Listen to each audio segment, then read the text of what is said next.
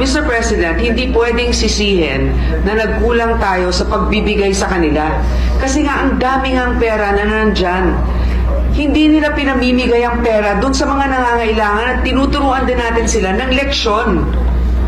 Kinailangan pa ba natin na i-zero talaga si PhilHealth to free up 74 billion pesos, Mr. President? I know, Mr. President, that's also the question of many.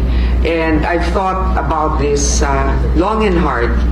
And there's no denying that PhilHealth has a savings amount of 600 billion, Mr. President.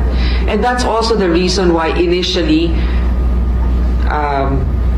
the administration thought of it as a way also to augment certain short fundings that we had, for example, for health workers, etc.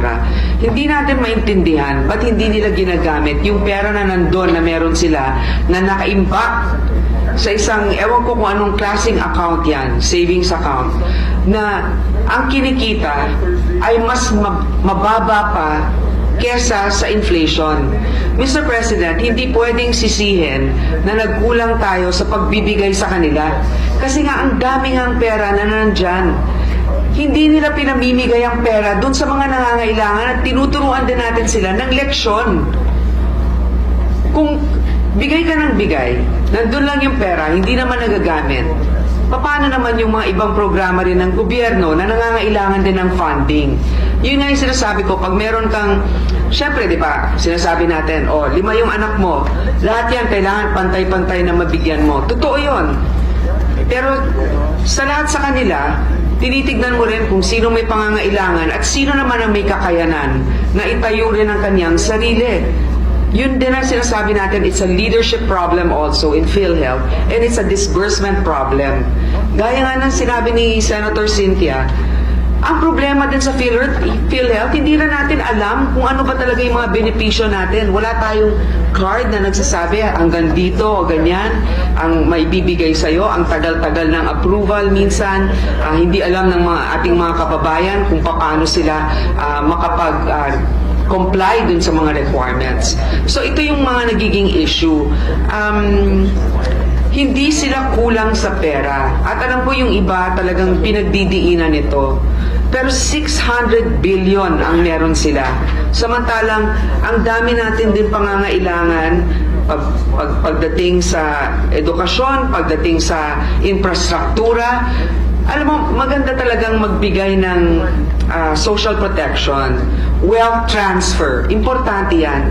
Pero kailangan din natin ng wealth generating initiatives. Kasi hindi natin mapopondohan ang mga ibang bagay na magbibigay ng suporta sa ating mga kababayan kung ang gobyerno ay walang programa na magpapalago ng ating ekonomiya.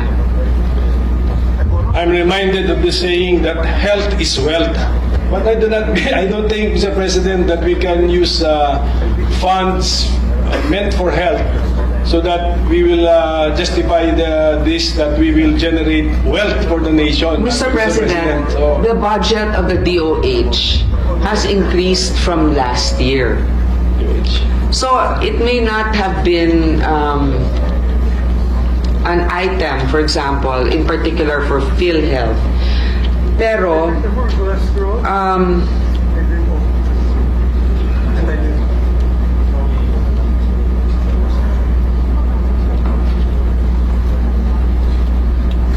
meron naman pong increase na nangyari dito sa DOH from 241 billion 602 in 2024. Yung BICAM natin nasa 247,923. So we are, of course, health is wealth. That's very important. But also, health, the financial situation of our country, the economy, and wealth-generating initiatives are important so that we can support social protection initiatives such as the health sector. PhilHealth, ito ang isang very contentious. Okay? nakita natin na ang PhilHealth, yung subsidiya na ibinibigay ng gobyerno, na hindi man lang nila nagagamit. Okay?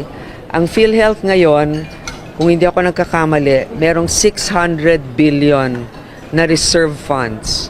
Nakadeposito lang yan sa, ewan ko kung anong account nila nilalagay, but definitely kung anong kinikita niyan, mas maliit pa mas mababa pa sa inflation. So, lugi pa yung gobyerno. So sa ngayon, ang PhilHealth ay hindi nabigyan ng budget sapagkat kailangan nilang gamitin muna yung kanilang reserve funds na kung nakikita ninyo, marami nang nagagalit dahil hindi nabibigyan ng tamang reimbursement. Hindi mabilis ang pagka-reimburse. Kung nakikita naman natin na ganong karami yung pera nila, kailangan gamitin nila yon dahil nasasayang lang. Anong ginagawa ba't nila iniimbak lang doon? Hindi nila ginagamit. So, doon sa mga sektor na talagang walang pondo, doon natin nilagay yung mga sobra naman sa iba na alam natin hindi nila kailangan. Sapagkat later on, di ba nakita na natin yung desisyon ng Supreme Court, sinabi nila hindi pwedeng pag naibigay na sa kanila, hindi pwedeng ilipat kahit na merong mga crisis situation or pangangailangan sa ibang sektor. Okay. Subsidy wala? Zero ba? Zero budget. Hindi naman sila zero kasi meron silang pang-operating cost. Okay. So, yun yung sinasabi ko. Pero yung allotment na ibibigay sa kanila ngayon ay nilagay natin doon sa mga departamento na mas nangangailangan. Okay. Hindi na binigay. Program daw po Oo, yung unprogrammed funds natin, hindi katulad ng dati na maraming nalagay sa unprogrammed, ngayon mas mababa na. Ano special provision dun sa pagbabalik ng Transfer. GOCCs mo? Yung mga GOCCs, yung mga savings nila na ibabalik. Ay, hindi na natin nilagay kasi nga nagkaroon na ng desisyon ang Korte Suprema. Ma'am, last Okay. na lang po. Ma'am, anong assurance po na yung AKAP di magagamit for the elections next year? Malinaw naman malinaw yung provision. Sa tingin ko, mas mabuti nang kayo na mismo ang tumingin doon sa provision na ilalagay natin. Kasi hindi ko na, mahirap na, baka may maiwan ako na dapat kong nasabi ukol dito. Ma'am, yung sa Okay, OVP thank you. po, kaya po ba hindi na nag-increase dahil hindi na humingi ang OVP na increase? Well, unang-una, hindi naman sila informally or formally humingi na ng increase. Kung meron man nasasabi siguro sa inyo through the media, pero hanggang dun sa pagsabit namin ng committee report, wala pa namang hiniling. At kung nandun kayo nung ating pagdinig, committee hearing with the Vice President's office, sabi nila, we'll leave it to Congress. But kahit naman sinabi nila yon, siniguro pa rin natin dahil may mandato din ng Vice President. So, siniguro natin na may pagkakataon pa sila sa social services. Merong about 600 million na pwede nilang gamitin para doon. Calendar